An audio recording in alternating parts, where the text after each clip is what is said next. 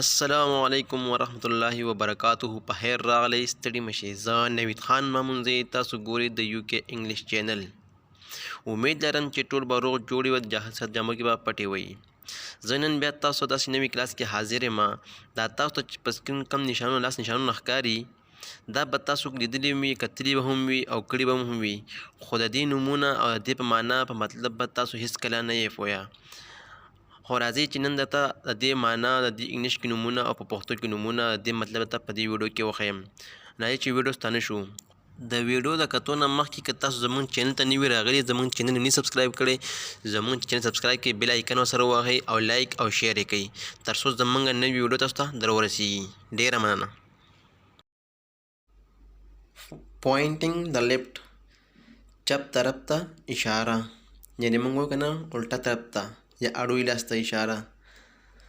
دا شو پوینټینګ د لیفټ، چپ طرف ته اشاره. پوینټینګ ټو د رایټ، یعنی سم طرف ته اشاره.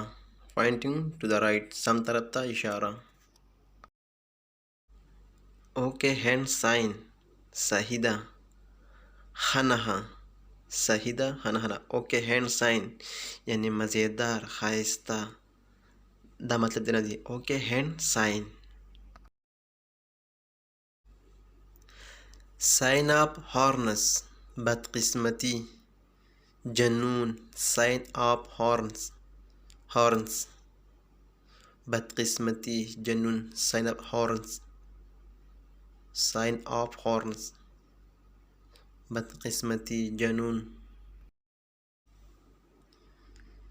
I love you، زه تا سره مینه کوم. د مینې اظهار دا نشان دی. I love you، دې نشان مطلب دی I love you، د مینې اظهار. ستا سره مینه کوم، چاته به داسې مینه کوم، دا نشان ورته وکړه. I love you، ستا سره مینه کوم. بل دی ویکټوري هینډ، دې ته ویل کېږي ویکټوري هینډ. بریا دپاره پړقول یا فتحه نشان دی، ګټلو دپاره راځي. ویکټوري هینډ ته په انګلیش کې ویل کېږي. بریا دپاره پړقول لکه تاڼې چې موږ فتحه هم ورته ویل کېږي، ګټلې. ویکټوري هینډ ته په انګلیش کې وایي. د دې مطلب دی ګټلو نشان، چې وګټله، که موږ وګټله، څوک وګټي هغه لپاره تاڼې وهل. ویکټوري هینډ.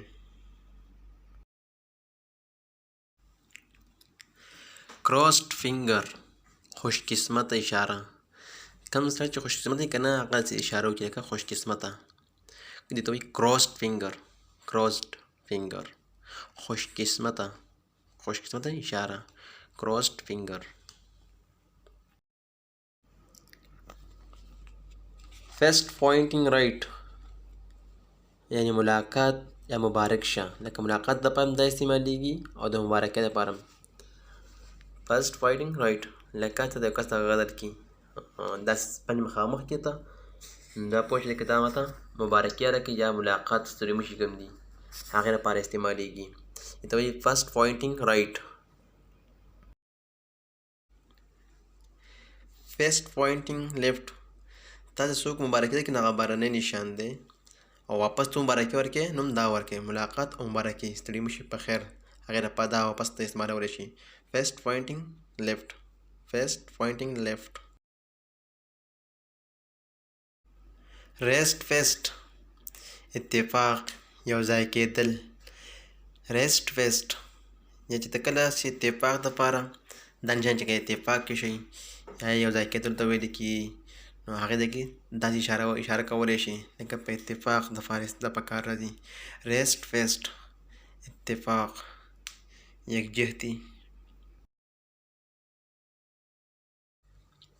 فیسټ هینډ فونل، دمکي ورکول، خطر ورکول. چاته چې دمکي ورکوي، خطر ورکړي چاته. فیسټ هینډ فونل، خطر ورکول، دمکي، چاته غوسه کې خبرداری ورکړي، نو هغې ته ویل دی دا نشان دی. فونل هم ورته ویل کېږي، فیسټ هینډ هم ورته ویل کېږي. ټم اپ، خوښول. بنده یو کار خوښ شي، هغه ته داسې نشان وکړي نو پوه شي چې دا کار یې خوښ شو.